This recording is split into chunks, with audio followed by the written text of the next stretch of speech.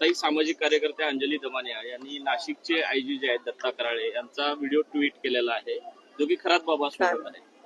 नाही, आता मला तर वाटतं की खरातांचा कुठेतरी काहीतरी एन्काउंटर करतील, कारण का खूप नावं येणार आहेत ज्याच्याशी ते जुडले आहेत. आणि आता जे सत्ताधारी आहेत, मिनिस्टर्स आहेत, त्यांना घेऊन पण ही नावं येणार आहेत. एकीकडे आपण महिला आरक्षणाचा विषय आणि तिथे महिलांचं शोषण होत असेल तर मग खरंच काय तुम्ही कोणत्या पद्धतीत आरक्षण वर होतं, पण ते खालपर्यंत जर तुमचे विचारच महिलांच्या विरोधात असतील तर तुम्ही आरक्षण कसं लागू करणार? प्रतिभा चाकणकर, ज्या रुपाली चाकणकर यांच्या बहीण आहेत, त्या असं म्हणतात की आमच्या नावे फेक अकाउंट काढलेलं आहे, आम्हाला त्याची कसली कल्पना नाही. पुरावे तर मिळालेत आता, तर मला त्याच्याबद्दल काही टिप्पणी. गोंदू अशोक खरातची जमीन अनेक ठिकाणी सोलापूर जिल्ह्यात सुद्धा जवळपास 50 एकराच्या आसपास जमीन मिळते आणि ही नेमकी या जे काही मार्ग जात आहेत महामार्ग तिथेच ही जमीन जाते. म्हणजे कुठेतरी सरकारमधले लोक त्याला 100% यांची मिलीभगत आहे.